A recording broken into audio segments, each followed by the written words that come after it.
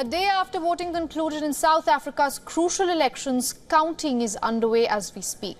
It is predicted the voter turnout could surpass the 66% mark, a record set in the 2019 polls. Final results of the elections are expected by Sunday. The Electoral Commission has announced the results in small tranches.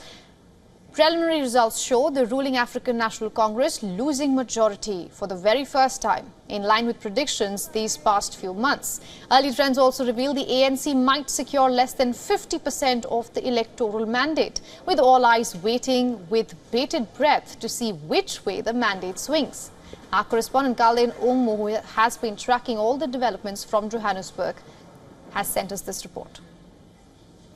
I am at the IEC's Result Operating Center, where all the numbers from across the country's voting districts are coming through. These big screens behind me tell you who is leading and who is left behind.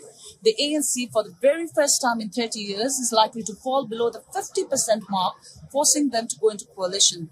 Talks on the ground are ANC and DA may be forced to form a grand coalition, but it's still too early to predict the future. At 3 p.m. South African time, only 20% of the overall votes were counted.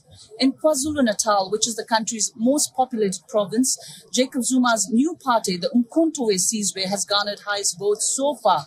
Even some of the ANC officials admit that they have done exceptionally well in the province. This is Kalden Ongmo from Johannesburg, South Africa, for WION World is One.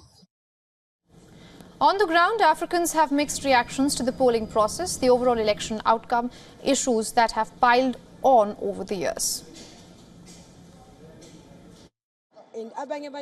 Other people couldn't even vote. You're in South Africa, but you can't even vote. So what the IEC did to us yesterday was not good. One day they must explain to us why they couldn't give us national and provincial ballots while I'm in my province and country. I voted well. I voted for different party. Hopefully it's going to change. The people in power hopefully are going to come down and we're going to have a new political party. Many in the country shared concerns over rising unemployment that is at its highest as we speak. Other issues include rampant crime, corruption scandals and regular power cuts and water shortages. In 2023, the economy grew a meager 0.6%.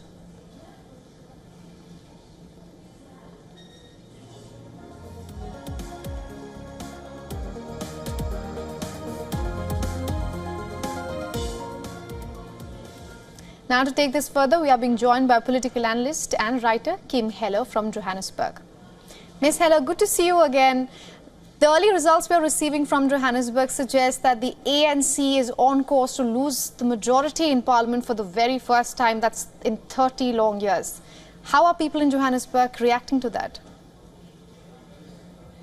Thank you once again for this interview. And I think there's a mixture of surprise, shock, and excitement, perhaps, because, as you were saying, in 30 years, the ANC has run the country uncontested as a majority party. And as Kalden correctly said, this is the first time it's going to have to entertain going into a coalition. But I think people in South Africa, as shown by the poll results, are absolutely frustrated. They've come to the end of their hope for the ANC to deliver them a better life.